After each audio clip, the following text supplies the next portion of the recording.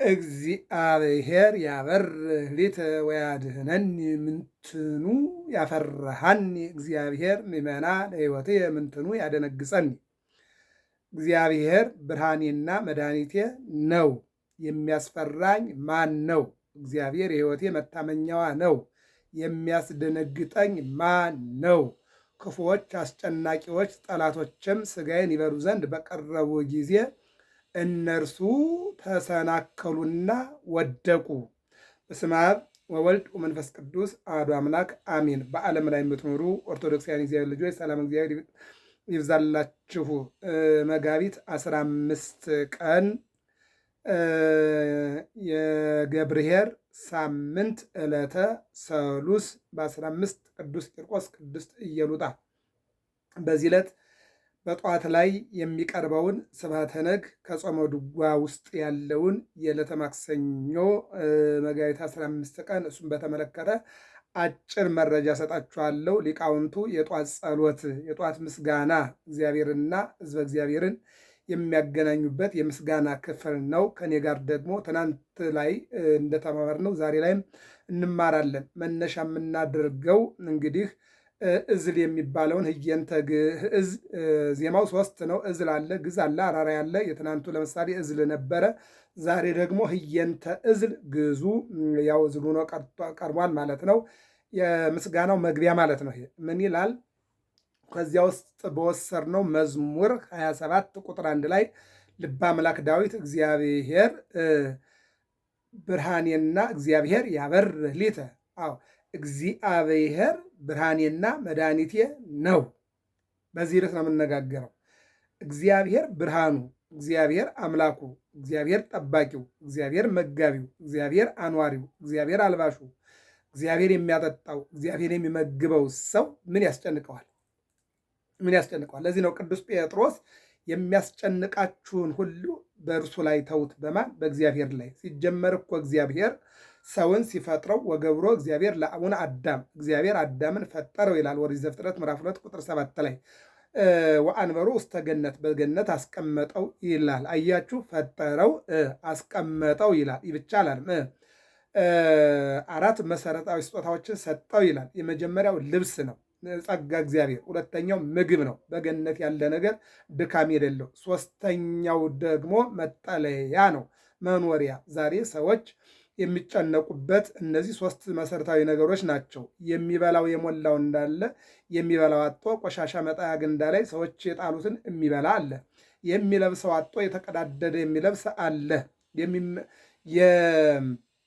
የሚመገበው አጦ አዎ ቆሻሻ መጣያ ገንዳ የሚበላ እንዳለ ሁሉ የሚለብሰው አጦ የተቀዳደደ ይለብሳል። የሚያድርበት የሚጠለልበት አጦ ማዳበሪያ ወጥሮ የሚኖር አለ ማለት ነው። 4ተኛው ኦክስጅን አየር ነው። አየር ያለን የምንተነፍስ እንዳለን ሁሉ በጥገና ወይም ደግሞ በሌላ ነገር ከበር ተደርገው በየሆስፒታሉ ተኝተው የሚጨነቁ ብዙ ወገኖች አሉን ማለት ነው። ይህ ሁሉ የሆነው እግዚአብሔርን አለማክበርና ሕገ እግዚአብሔርን ትእዛዝ እግዚአብሔርን ባለመጠበቅ የመጣ ችግር እንጂ እግዚአብሔር ሰውን የፈጠረው ከነችግሩ ሳይሆን ከበጎነቱ የተነሳ ነው። ችግሩ ያመጣው በ7 ዓመት ነው ማለት ነው።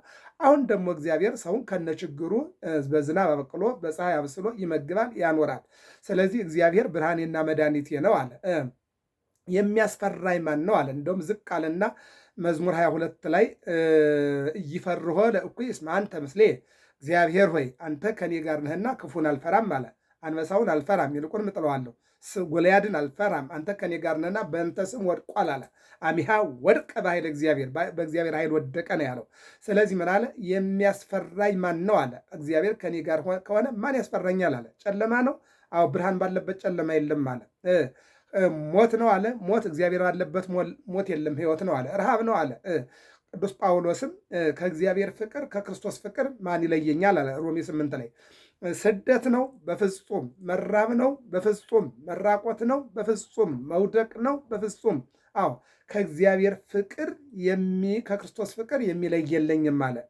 መታሰርም ቢሆን መሰደድም ቢሆን መራብም ቢሆን መታረዝም ቢሆን መውደቅም ቢሆን ማጣትም ቢሆን ከክርስቶስ ፍቅር የሚለየኝ የለም አለ ቅዱስ ጳውሎስ ሮሜ 8:34 ላይ ማለት ነው። እና ዳዊት ምን አለ? የሚያስፈራኝ ማን ነው አለ። ማን ያስፈራኛል አለ። ሙሴ ወደ ፈርዖን ሄደ። ፈርዖን አስፈሪ ነው፣ ሰራዊት አለው፣ ንጉሥ ነው፣ ገዳይ ነው፣ አሳሪ ነው። ነገር ግን ሙሴ የያዘው ማንን ነው? እግዚአብሔርን። እግዚአብሔርን ይዞ ስለሄደ እነሆ ሙሴ ሊፈራ እንጂ ሊፈራ አልቻለም ማለት ነው። ሌላውን እንመልከት። እነሆ ሐዋርያት በየነገስታቱ ቤት ሄደው በቆሙ ጊዜ፣ አደባባይ በቆሙ ጊዜ ተፈሪዎች እነሱ ነበሩ። ለምን? እነሱ የያዙት ስም የእግዚአብሔር ስም ነው። ንጉሱ የያዘው የራሱን ስም ነው። የራስ ስም አያድንም። እነሱ ግን ይዘውት የተጓዙት ሕገ እግዚአብሔር፣ ትእዛዘ እግዚአብሔርና የእግዚአብሔር ቃል፣ ከዛ ላይ ደግሞ አምላካቸው ንጉሳቸው ላኪያቸው እግዚአብሔር ስለሆነ የሚያስፈራኝ ማን ነው አለ። እሳት ነው? አይሆንም። ሰይፍ ነው? አይሆንም። በሞት ነው? አይሆንም። የሚያስፈራኝ የለም፣ ሊሆንም አይችልም አለ። እግዚአብሔር የሕይወት የመታመኛዋ ነው አለ። አየው ኦሪት ዘፍጥረት ምዕራፍ 2 ቁጥር 7 ላይ እሳትን፣ ውሃን፣ አፈርን ነፋስን አራቱን አመጣና ሸክላ አደረገ። ነባቢት የምትናገር ለባዊት የምታስተውል ሕያዊት ዘላለማዊት ነፍስን አመጣና እፍ አለበት። አዎ ነፋ ላይ ሊሆን መንፈስ ሕይወት የሕይወት እስትንፋስ ዘራበት። የእግዚአብሔር እስትንፋስ የእኛ ሕይወት ነው። የእኛ እስትንፋስ በሽታ ነው። ለዚያም ነው በማክስ ተሸፍኖ ያለው። አዎ የአንዱ ትንፋሽ ለአንዱ ትንፋሽ መልካም አይደለም። ሁሉም ፊቱን አዙሮ የሚሄደው ወዶ አይደለም። የእኛ ትንፋሽ በሽታ ነው፣ ጉንፋን ነው፣ አላርጅክ ነው። አዎ የእግዚአብሔር ትንፋሽ ግን ለእኛ ሰው መሆናችን ሕይወት መሆናችን ነው። የእሱ ትንፋሽ ሲወጣ ነው እኛ ወደ አስከሬንነት፣ ወደ ቃሬዛነት፣ ወደ አስከሬንነት፣ ወደ በድንነት፣ ወደ አፈርነት የምንቀየረው። የእሱ ሕይወት ከኛ ሲወጣ ነው። ለካም የመኖራችን የሕይወታችን ጉዳይ እግዚአብሔር ነው ማለት ነው። ለዚህ ነው ምን አለ? የሕይወት የመታመኛዋ እግዚአብሔር ነው አለ። ለምን? እግዚአብሔር የሕይወት መታመኛ ነው። የሰጠኝም እሱ ነው፣ የሚነሳም እሱ ነው ማለቱ ነው። የሚያስደነግጠኝ ማን ነው አለ። ማን ያስደነግጠኛል አለ። በቃ ሰይፍ ነው፣ ሊያስደነግጠኝ አይችልም። መርዝ ነው፣ አያስደነግጠኝም። እሳት ነው፣ አያስደነግጠኝም። አንበሳ ነው፣ ዘንዶ ነው፣ አያስደነግጠኝም። ለምን? እግዚአብሔር ብርሃኔና መድኃኒቴ ስለሆነ ጨለማ በእኔ ቦታ የለውም። ይልቁም ክፉዎች ማጣት፣ ሃይማኖት መለወጥ፣ መራም፣ መጠማት፣ ክፉ አስጨናቂዎች ጠላቶችም ይላል። እነዚህ ሁሉ ስጋዬን ይበሉ ዘንድ በቀረቡ ጊዜ እነርሱ ተሰናክሉና ወደቁ። አየው እግዚአብሔርን የያዘ ይጠላል እንጂ አይወድቅም፣ ያሸንፋል እንጂ አይሸነፍም። ይህንን ነው የሚናገረው። ስለዚህ ቅዱስ ዳዊት ምን ይላል? እግዚአብሔር ብርሃኔና ምን አይናል መድኃኒቴ ነው አለ። ይህንን ይዘን ወደ ዕለቱ ጾመ ድጓ ስብሐተ ነግህ ወደ ተባለው እንግባ። ምን ይላል? ነአኩተከ እግዚአብሔር ለዘአቀብከነ ነአኩተከ እግዚኦ። አንድም ነአኩቶ ለእግዚአብሔር ነአኩተከ ካለ በፍቁረ ወልድከ በተወደደ ልጅህ አምላካችን ሆይ ነአኩተከ እግዚኦ ንሴብሐከ ወንባርከከ። ይሄ ጸሎት ስንጀምር መጀመሪያ ላይ ከበስመ አብ ቀጥሎ ምን ነው? ነአኩተከ እናመሰግናለን፣ ወንባርከከ ወንሴብሐከ እናመሰግናለን፣ እንባርካለን፣ እንቀድሳለን፣ አንተን ተስፋ እናደርጋለን የሚለው እዚያ ጋር ጸሎቱ።